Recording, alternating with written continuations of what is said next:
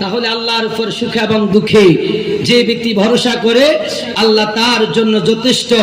আপনার আজকে টাকা নাই, পয়সা নাই, আপনি গরিব, তাই বলে আপনি হতাশ হয়ে যাবেন না, হতাশ হবেন না। আল্লাহর উপর ভরসা করবেন, আল্লাহ আপনাকে যথেষ্ট করে দিবে। জোরে বলুন সুবহানাল্লাহ। মুআজ্জাজ ও মুকাররম, ইমানদারের 3 নম্বর বৈশিষ্ট্য। সময় শেষ হয়ে যাচ্ছে, আমি সংক্ষিপ্ত আকারে বলে যাই। ইমানদারের 3 নম্বর বৈশিষ্ট্য, সে যখন সুখে এবং দুঃখে বিপদের সময় সব সময় ভরসা করবে আল্লাহর উপর।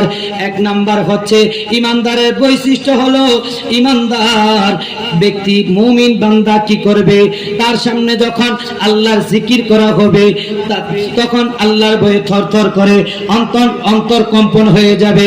2 নম্বর, তার সামনে যখন আল্লাহর কোরআনুল কারীমের তেলাওয়াত করবে, ওই তেলাওয়াত করলে তার ঈমান মজবুত হবে। মুমিন বান্দা যখনই ভরসা করবে তখন আল্লাহর উপর ভরসা করবে, আল্লাহ ছাড়া দুনিয়ার কোন মানুষের উপর ভরসা করবে না। এটা হচ্ছে ইমানদারের বৈশিষ্ট্য। তারপর আমার আল্লাহ বলে ইমানদারের 3 নম্বর বৈশিষ্ট্যের পরে, আল্লাযীনা ইউকিমুনা সলাতা, ইমানদার ব্যক্তি তারাই হবে। ইমানদারের 4 নম্বর বৈশিষ্ট্য, ইউকিমুনা সলাতা, তারা নামাজ প্রতিষ্ঠা করবে, নিজে নামাজ পড়বে, সন্তানদেরকে নামাজের তাগিদ দিবে, সন্তানকে নামাজের জন্য ডেকে ডেকে মসজিদে নিয়ে যাবে। মারা তার সন্তানদেরকে নামাজের জন্য মুসাল্লা বিছিয়ে দিবে, নামাজের জন্য ডাকবে। ইউকিমুনা সলাতা ওয়া মিম্মা রাযাকনাহুম ইউনফিকুন।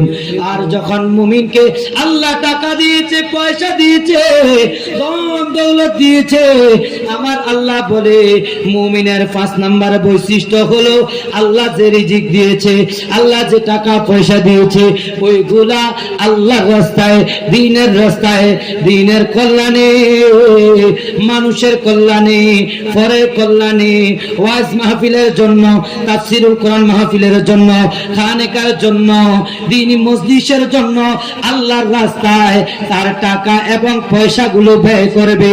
এটা হচ্ছে ইমানদারের 5 নম্বর বৈশিষ্ট্য। জোরে বলুন সুবহানাল্লাহ। তারপর আমার আল্লাহ বলে, এই ইমানদারের বৈশিষ্ট্য 5টা যার মধ্যে থাকবে, এই ইমানদার বৈশিষ্ট্যদের জন্য উলাইকা হুমুল মুমিনুনা হাক্কা, আমার আল্লাহ বলে ওই সমস্ত মানুষরাই হলো 1 নম্বর প্রকৃত ইমানদার। খাঁটি ইমানদার কাদেরকে চিনবেন? যার সামনে আল্লাহর জিকির করলে আল্লাহর ভয় তার অন্তরে ঢুকে যায়, অন্তর কম্পন শুরু হয়ে যায়।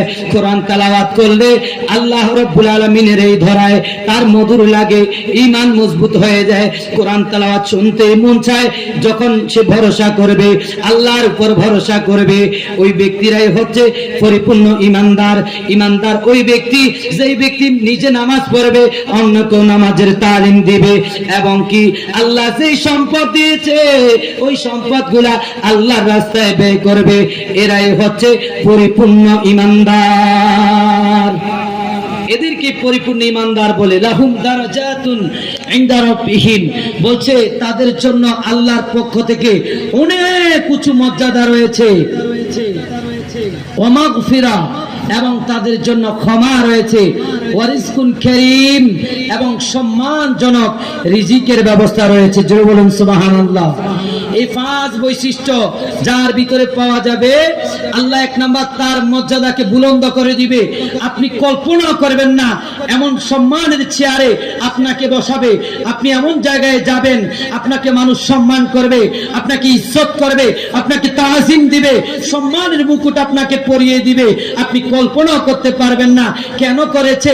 আপনার ভিতরে ওই যে ইমানদারের এই 5 গুণ, 5 বৈশিষ্ট্য রয়েছে।